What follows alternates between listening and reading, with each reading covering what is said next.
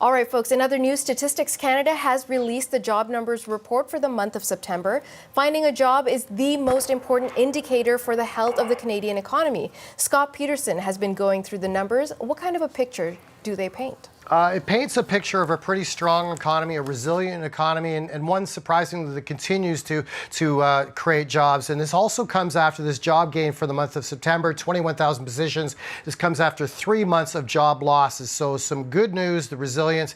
This graph here I'd like to share with you, that big dip to the downside was all those jobs lost in the spring of the pandemic 2020. And since then we've been creeping back, and that dip at the beginning of the year means that we had more jobs than before the recession. And the little swoon there towards the right of the screen is the 3 month of losses. The little blip up is the 21,000 job creation. That's where we are overall as far as the Statistics Canada picture. Now, to dig into these numbers on a monthly basis, like I said, 21,000 positions created. That's after a 3 month drop in positions. We lost about 100,000 positions in this country over the last 3 months before September, but fewer people were looking for work in the month of September.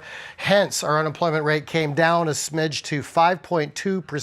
That's flirting with all-time lows that we saw just a few months ago at 4.9%. On the job sector themselves, in September, we saw a lot of teachers being hired, as they traditionally are in September. We saw education, healthcare, social assistance increase. 35,000 positions were created in the public sector.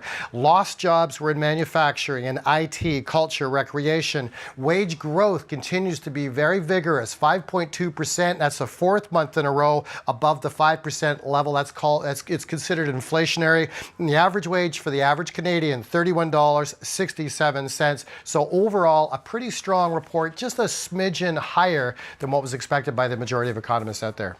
So what's been the reaction to the report?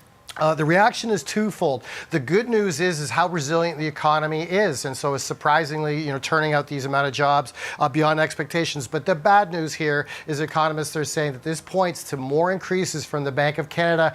In a few weeks, we're going to hear another expected interest rate hike from the Bank of Canada, because if the economy is still strong, that's what they're going to do as far as increasing rates, making borrowing more expensive, bringing those costs down. So that's the question as far as how much further interest rates have to go before inflation is under control. What type of toll is that going to take on jobs going into the future? Those are the big questions this morning, Natasha. Okay, thank you, Scott. You bet.